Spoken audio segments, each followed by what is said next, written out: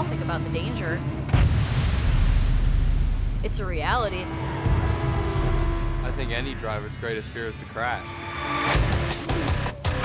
Crash is part of the sport. You just have to know how to deal with it. You're nearly thinking about it every time you enter a corner. You're trying to bring yourself just underneath losing control. You're going to hit the wall inevitably in your career, or else you're probably not driving the car fast. You know it can happen.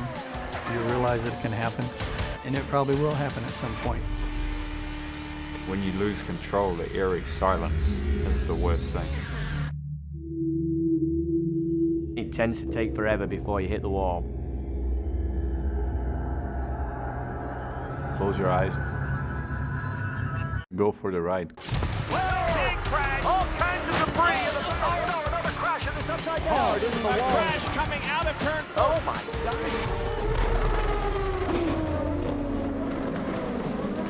Marco, you okay?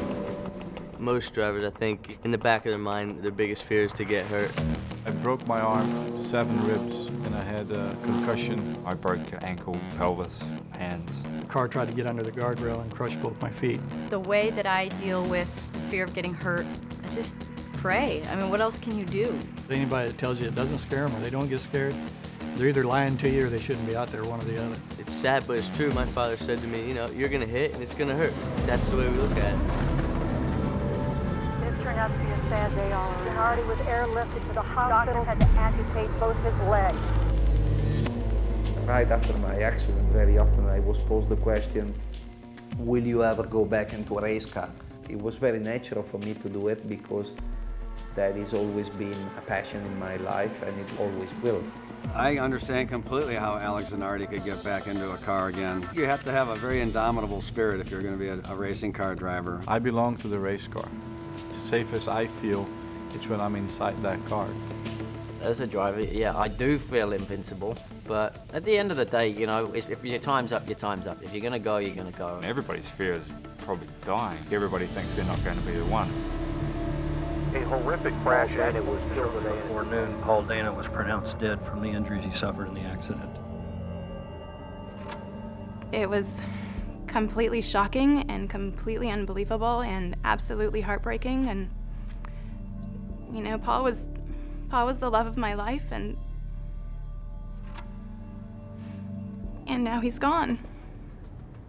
I suppose if I could rationalize it in any way, you know, he was doing what he loved to do, and that might sound trite, but then again, I think maybe it's meaningful. Paul was doing what he loved to do, and I don't think he'd do it any different. I know, for me, I would much rather die in a race car than have to die of cancer in a hospital or something else. You could say something cliche like he died doing what he loved, and you know, but it doesn't come close. Paul didn't want to die.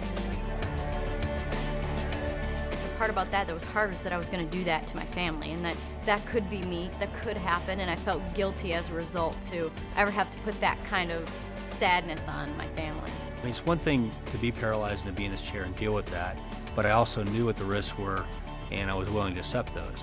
But the family members and the caregivers and the sons and the daughters, you know, they didn't buy into that. That wasn't their deal. When you're driving, you know what's going on every split second, whereas if you're watching, you know, they go by and then you're just like, you know, get your fingers crossed. Do I believe that it'll ever happen to me? No. Could it happen to me? Absolutely. Do I think about it when I'm on the track? No, I can't. I mean, I think it's a limitation. I'm not afraid of anything at the racetrack. It's not a place that you can be afraid. If you're going to be afraid about anything, you better switch job.